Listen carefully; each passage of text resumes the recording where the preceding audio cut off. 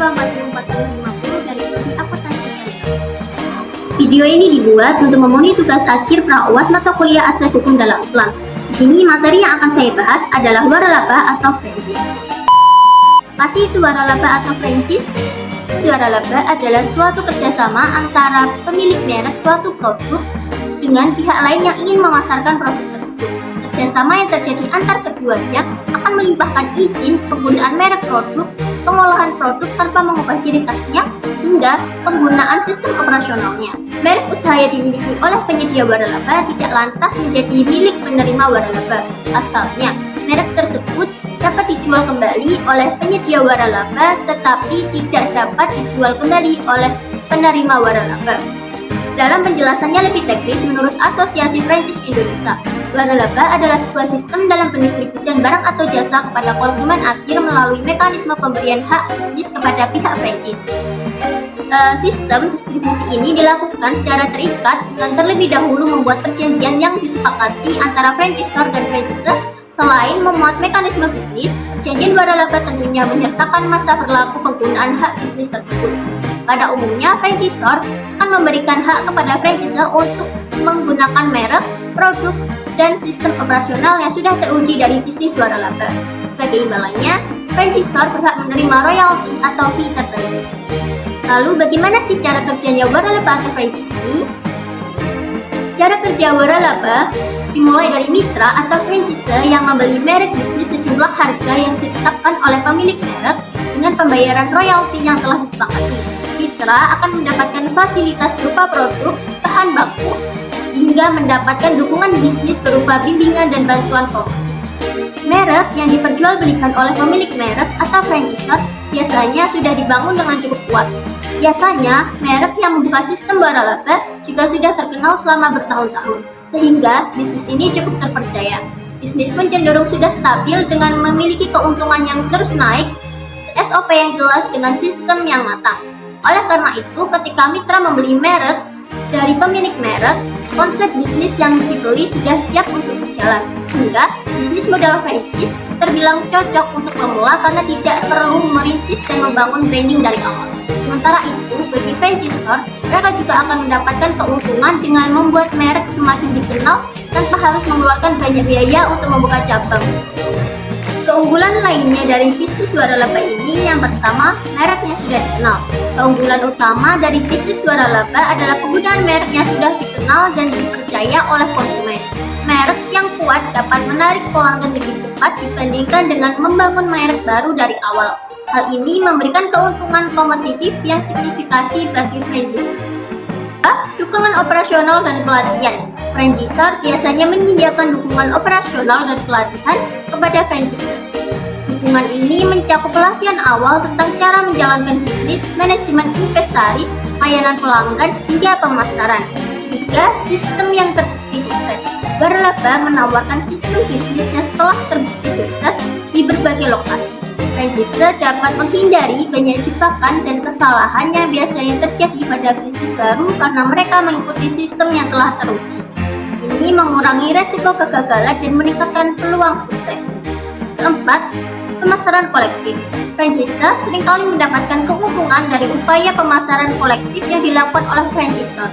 Kampanye pemasaran yang dilakukan di tingkat nasional atau regional dapat meningkatkan visibilitas merek dan menarik lebih banyak pelanggan ke setiap lokasi waralaba. Namun, di balik keunggulan yang telah disebutkan tadi, ada tantangan juga yang perlu dihadapi oleh franchise dalam mengelola bisnis waralaba. Beberapa tantangan yang perlu dihadapi oleh franchise adalah yang pertama adalah biaya awal dan royalti. Tantangan utama dalam bisnis waralaba adalah biaya awal yang tinggi dan pembayaran royalti yang berkelanjutan. Selain itu, franchise harus membayar royalti yang biasanya berupa persentase dari penjualan kotor yang dapat mengurangi margin keuntungan. Kedua, kepatuhan terhadap standar. Franchise harus mematuhi standar operasi yang telah ditetapkan oleh franchisor. Tujuannya untuk memastikan konsistensi dan kualitas layanan. Mereka juga bisa menjadi kendala bagi franchise yang ingin menyesuaikan operasi mereka sesuai dengan kondisi lokal atau kreativitas pribadi. Ketiga, persaingan internal. Dalam beberapa kasus, franchisor mungkin memberikan lisensi kepada beberapa franchise dalam wilayah yang sama dan dapat menimbulkan persaingan internal.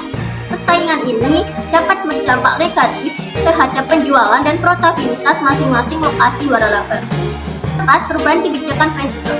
Franchisor harus siap untuk menyesuaikan bisnis mereka sesuai dengan perubahan kebijakan dan strategi yang telah ditetapkan oleh franchisor. Perubahan ini biasanya mencakup peningkatan biaya lisensi, perubahan produk atau layanan yang ditawarkan, hingga perubahan strategi pemasaran.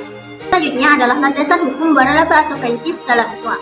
Terdapat dalam surat At-Taubah ayat 105 yang berbunyi, Bismillahirrahmanirrahim, wa qul i'malu fasayarallahu 'amalakum wa rasuluhu wal mu'minun fasaturadduna ila 'alimil ghaibi wasyahadati fayunabbi'ukum bima kuntum ta'malun. Yang artinya, katakanlah Nabi Muhammad bekerjalah, maka Allah, Rasulnya, dan orang-orang mukmin akan melihat pekerjaanmu.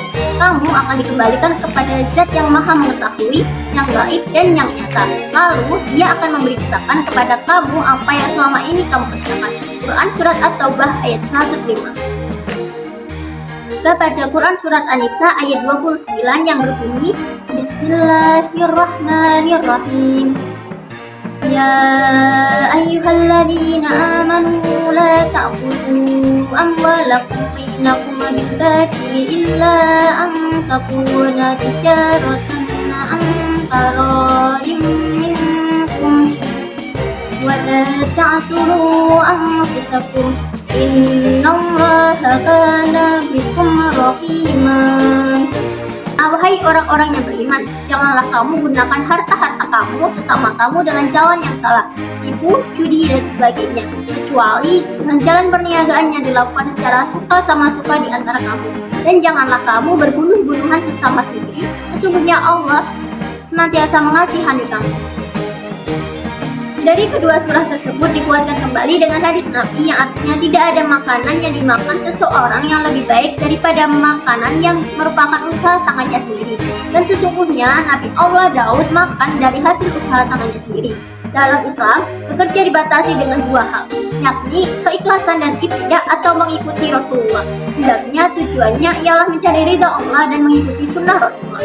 Al-Muslim tahun 2013. Dalam contoh pengaplikasian usaha waralaba, di sini saya mengambil contoh dari mie gacuan, di mana mie gacuan ini sudah terkenal di kalangan masyarakat dari berbagai usia.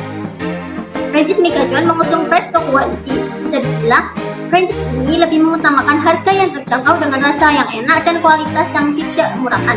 Mie gacuan adalah merek dagang dari jaringan restoran mie pedas nomor 1 di Indonesia yang merupakan anak perusahaan dari PT Pesta Pora Abadi. Didirikan sejak tahun 2016, merek dagang mie gacuan kemudian berhasil merajai kawasan Jawa Barat, Jawa Tengah, Jawa Timur, Bali, dan berencana memperluas lagi jangkauannya hingga skala nasional. Hal yang menjadi alasan mengapa produk ini begitu laris dikarenakan franchise mie gacuan ditawarkan dengan harga yang sangat terjangkau dengan kisaran harga mulai dari 6.500 hingga 15.000. Keuntungan lain dari franchise mie gacuan ini yang pertama adalah brandnya sudah terkenal. Franchise mie gacuan ini sudah berdiri sejak tahun 2016 silam dan mulai naik daun pada tahun 2019 hingga sekarang. 2. Kesempatan menjangkau pasar lebih besar. Keuntungan berikutnya adalah jangkauan pasar yang lebih luas. Menjadi mitra di franchise mie gacuan akan memberikan kesempatan yang lebih besar untuk meraup omset tinggi di setiap bulannya. Menu yang beragam dengan varian berbeda nyatanya mampu menjadi solusi untuk pelanggan yang mau memilih makanan sesuai selera. Tentu saja hal ini akan membuka peluang besar agar lebih mudah masuk ke segmen pasar. Ketiga, mengusung konsep menu yang unik. Mie gacuan dikenal dengan konsep menunya yang unik, terutama di aspek variasi tingkat kepedasan. Selain itu, nama-nama menu yang super kreatif dan penyajian yang menarik selalu berhasil membuat orang mau datang lagi dan lagi untuk menikmati menu lainnya. Selain itu, strategi inovasi ini akan memperkecil resiko ditiru oleh kompetitor. Meskipun mungkin mereka menarik bentuk dari menu yang disajikannya, perihal rasa serta keunikan tetap gacuan yang akan menjadi juaranya. Demikianlah yang dapat saya sampaikan mengenai waralaba atau franchise ini. Dalam penyampaian materi ini mungkin masih ada kekurangan dan juga kesalahan. Maka dari itu saya sampaikan mohon maaf ya sebesar-besarnya. Sekian dari saya. Wassalamualaikum warahmatullahi wabarakatuh.